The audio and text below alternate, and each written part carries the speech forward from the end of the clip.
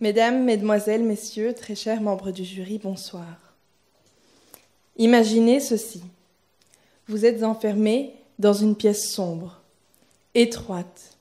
Vous ne savez qu'une seule chose, la clé qui vous libérera est ici, quelque part, dans cette pièce. Le silence est lourd, oppressant. La peur vous étreint, elle vous saisit à la gorge. Alors vous cherchez. Désespérément, vos mains tâtonnent le sol glacé. Elles scrutent chaque recoin, mais rien. Chaque seconde alourdit l'angoisse, chaque instant creuse en vous cette terreur. Et si cette pièce, cette cellule devenait votre éternité? Et si vous ne trouviez jamais cette clé? Vous tournez en rond, fouillez encore jusqu'à l'épuisement. Puis, au bord du désespoir, vous laissez tomber votre corps sur le sol froid. Et là, soudain, vous sentez quelque chose, une présence familière. Au fond de votre poche, la clé. Elle était là, depuis le début, à portée de main. Vous la portiez en vous, mais aveuglé par la peur, vous ne l'aviez pas vue. Vous cherchiez ailleurs ce que vous aviez déjà en vous. La liberté, vous la possédez. Elle est en vous dès lors que vous cessez de chercher à l'extérieur. C'est bien pour cela qu'Épicure nous disait « C'est lorsque l'on se suffit à soi-même que l'on obtient ce bien inestimable qu'est la liberté ». Avant de poursuivre mon discours, j'aimerais déconstruire ce concept qu'est la liberté, car oui, la liberté, ce n'est pas un simple mot. Il est bien trop vaste pour être qualifié comme tel. Alors ce soir, je le mettrai dans la catégorie d'un concept. La liberté est une quête millénaire. Elle a été explorée différemment selon différents penseurs. Pour Spinoza, comprendre les lois qui nous déterminent, c'est s'en libérer. Sartre, lui, y voit une responsabilité absolue, source d'angoisse. Kant la fonde sur l'autonomie morale. Mais Épicure va bien plus loin. Être libre, c'est se suffire à soi-même. En dépassant les désirs futiles et en recherchant la sérénité, on devient maître de sa vie. Ainsi, la liberté n'est pas un pouvoir sans limite, mais une harmonie intérieure à cultiver. Épicure nous murmure que la liberté, ce n'est pas de pouvoir ce que l'on veut, mais de vouloir ce que l'on peut. Renoncer à sa liberté, c'est renoncer à son humanité. Il est primordial de se rendre compte de sa valeur et surtout de la manière dont on peut l'atteindre. On nous a forcément déjà défini la liberté de manière moins philosophique, parce que oui, Spinoza, Kant et Sartre sont très intéressants, mais nous possédons tous notre propre image de ce concept. Pour moi, par exemple, être libre, ce serait avoir mon permis. Pour d'autres, c'est enfin attendre les vacances après une interminable période d'examen. Mais avez-vous remarqué, aucune de ces définitions de la liberté ne dure vraiment et toutes ces libertés peuvent vous être ôtées. Alors, je les appellerai des libertés éphémères. Ce soir, j'aurais bien aimé explorer toutes les sortes de libertés qui existent dans ce vaste monde, mais je choisis de vous parler de la liberté épicurienne. Celle qui ne s'atteint que lorsque l'on se suffit à soi-même, mais au fond, qu'est-ce que se suffire à soi-même ? Imaginez un jardin, niché au plus profond de vous. Beaucoup passent leur vie à courir après des fleurs exotiques, celles qui promettent une beauté éphémère, mais qui refusent de pousser sur leur sol. Et à force de chercher ailleurs, ils laissent leur propre jardin se couvrir de ronces, envahis par le vide et l'insatisfaction. Mais nous possédons ce pouvoir d'arrêter cette course folle, de regarder autour de nous et de redécouvrir les graines déjà semées dans notre âme. Carl Gustav Jung nous disait « Qui regarde à l'extérieur rêve, qui regarde à l'intérieur s'éveille ».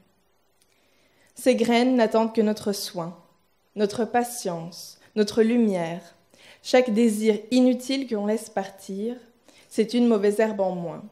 Chaque instant où l'on choisit de cultiver ce qui compte vraiment, entre nos principes et nos valeurs, c'est une fleur qui éclot, fragile mais précieuse. Être libre en se suffisant à soi-même, c'est fermer la porte au tumulte du monde et s'abriter sous l'arbre de la simplicité, dans notre propre jardin, où rien ni personne ne peut nous déranger. Épicure nous enseigne que la clé réside dans l'abandon des désirs qui nous entravent et dans l'acceptation d'un bonheur qui dépend uniquement de nous et de ce que nous possédons déjà. C'est un cri du cœur. Sois libre, non pas parce que tu possèdes, mais parce que tu as appris à laisser partir. Parfois, il suffit de s'acheter des fleurs, non pas pour combler un vide ou pour faire croire que quelqu'un nous en a acheté, mais pour se témoigner de la douceur. Chanter une chanson pour soi-même, c'est s'offrir une mélodie de tendresse, comme un souffle léger qui ravive les étoiles éteintes de notre cœur. Ne pas avoir peur de rester seul, c'est se donner la permission de briller seul, d'exister pleinement sans avoir à attendre des autres pour se sentir entier. Car dans ces moments de calme intérieur, on réalise que la liberté véritable prend source dans l'acceptation de soi, dans la capacité à remplir son propre cœur d'amour et de lumière. On nous dit souvent que la liberté, c'est accumuler des biens et faire ce que l'on veut, sans limite, comme si être libre, c'était n'avoir aucune dépendance, ni même envers nos propres choix. Mais cette vision est fausse, elle est illusoire. La liberté, ce n'est pas l'action sans réflexion, ni la course au désir. En réalité, elle est trop souvent perçue à travers des lunettes de surconsommation et de compétition. On nous fait croire que la liberté, c'est notre capacité à se plier aux attentes du monde, alors que la vraie liberté, c'est pouvoir renoncer à ces attentes quand elles brisent notre paix intérieure. La liberté, ce n'est pas l'absence de contraintes, mais la capacité à choisir celles que l'on s'impose et à se détacher de celles imposées par une société qui valorise toujours l'extérieur au détriment de l'intérieur. Ce soir, je ne veux pas simplement que l'on écoute mes mots, je veux que l'on écrive les nôtres. Parce qu'on nous dira peut-être un jour que le monde a déjà tracé nos limites, que certaines choses sont hors de portée, que certains rêves ne sont pas faits pour nous. Ce voyage, celui de notre vie, est un périple vers la liberté. Et cette liberté, nous ne la trouverons pas ailleurs qu'en nous-mêmes. Ce voyage nous conduira à travers des bas, des hauts, des chutes, des renaissances. Mais chaque épreuve nous poussera à devenir plus forts, plus sereins, plus indépendants.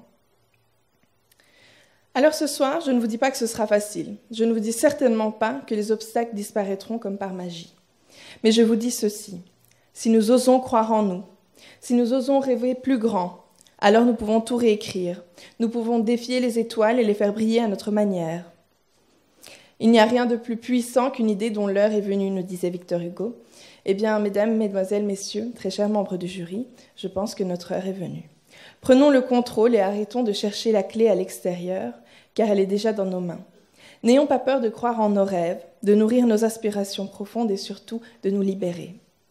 Et si quelqu'un un jour tente de nous faire douter de cela, rappelons-nous ceci. Ce n'est pas nous qui sommes en tort, ce n'est pas nous qui manquons de quelque chose. C'est leur regard, leur vision qui est trop étroite pour saisir l'étendue de notre valeur. Leur incapacité à comprendre n'aura jamais et n'a jamais eu le pouvoir de diminuer ce que nous sommes. Alors ce soir, je vous demande de trouver la clé en vous pour enfin ouvrir ce cadenas qui vous retient. Il n'est pas une chaîne physique, il est forgé par nos peurs, nos doutes, les voix extérieures qui nous disent que nous ne sommes pas assez. Mais cette clé, elle est à nous. Elle n'est ni cachée, ni perdue. Elle est tout près, là, dans notre poche, dans notre cœur. Nous seuls avons le pouvoir d'ouvrir ce cadenas, de rompre ces chaînes et d'embrasser notre liberté. Et en cet instant, je vous laisse avec cette vérité. Vous êtes suffisants. Suffisants pour rêver, suffisants pour agir, suffisants pour transformer. Transformez vos doutes en certitude, vos rêves en réalité, mais surtout votre captivité en liberté. Merci.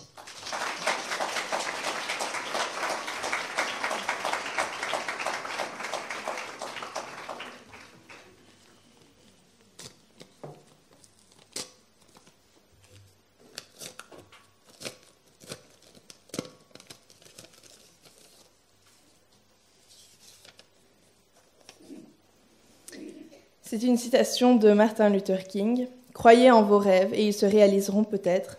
Croyez en vous et ils se réaliseront sûrement. » Quelle belle citation. C'est un peu une suite de ma fin. Et je pense que c'est une réalité, c'est une vérité parce que nos rêves, c'est un peu nos aspirations, ce qu'on a envie de faire plus tard, ce qui serait bien pour nous, ce dont on se sentirait confortable. Mais en fait, à quoi bon si on ne croit pas en nous? À quoi bon rêver si nous ne pensons pas que nous avons la capacité de réaliser ces rêves? Eh bien voilà, moi je rêvais de venir au tournoi d'éloquence et je ne croyais pas d'abord en moi, ensuite j'ai cru en moi. Et voilà, je suis là. Merci.